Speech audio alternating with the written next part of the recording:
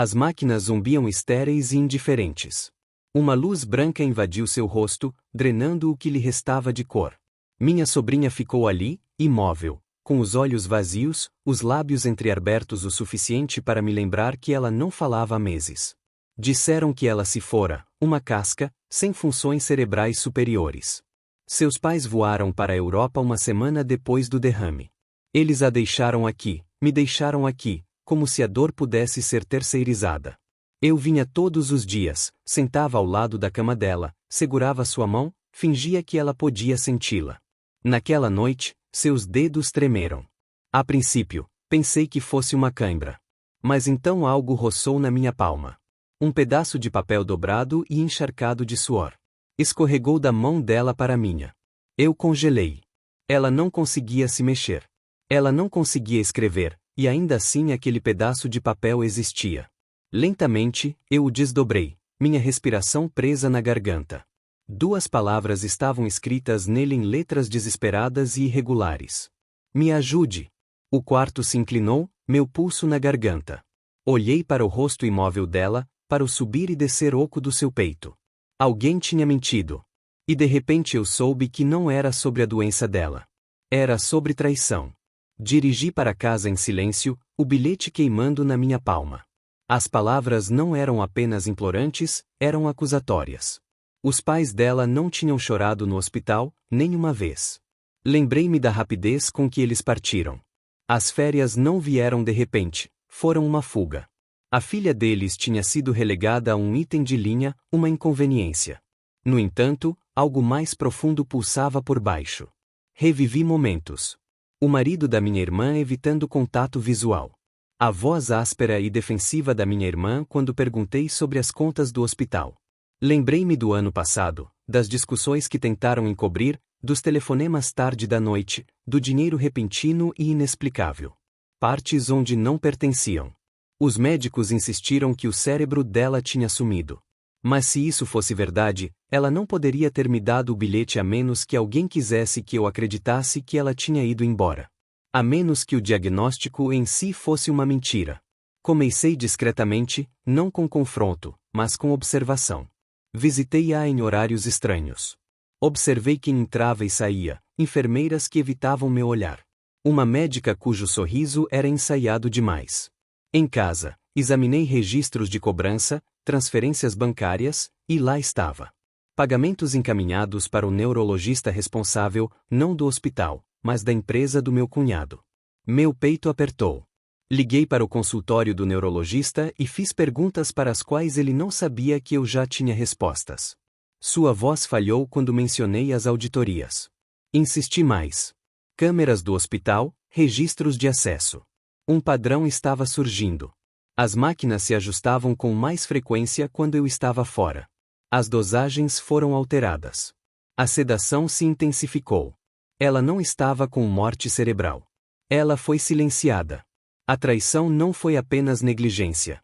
Foi uma armação. Minha sobrinha estava escondida, trancada sob um diagnóstico falso. Por quê? A resposta era simples. Dinheiro, pedidos de seguro, indenizações, uma criança reduzida a uma renda. Sentia a raiva se enrolando como um arame sob minhas costelas. Mas, por fora, permaneci em silêncio. Sem acusação, sem voz alterada, apenas passos silenciosos, pacientes, ponderados. Aos poucos, a verdade foi se encaixando.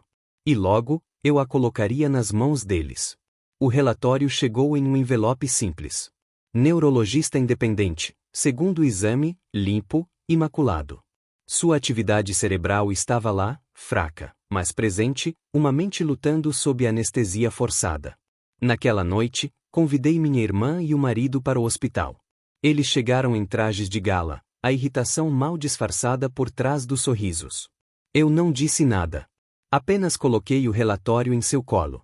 Ela folheou a primeira página, com o rosto esgotado. O marido a agarrou, o olhar percorrendo as linhas, procurando brechas que não existiam. O silêncio se tornou mais denso. Os aparelhos apitavam em ritmo, constantes, devastadores. Minha irmã sussurrou, não é isso. Interrompi-a com um olhar. Frio, definitivo. Ela desabou. Ele praguejou baixinho. Eles não esperavam provas, e não me esperavam. Inclinei-me para mais perto, com a voz calma, sem qualquer rispidez. Ela me entregou um pedaço de papel. 2 palavras: ajude-me. Os lábios da minha irmã tremeram. O marido fechou o relatório, mas o estrago já estava feito. Conte-me, calma.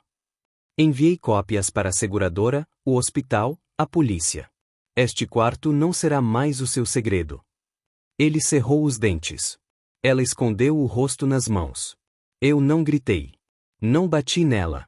Apenas fiquei ali parada e guardei o relatório original no bolso do casaco. O poder mudou silenciosamente.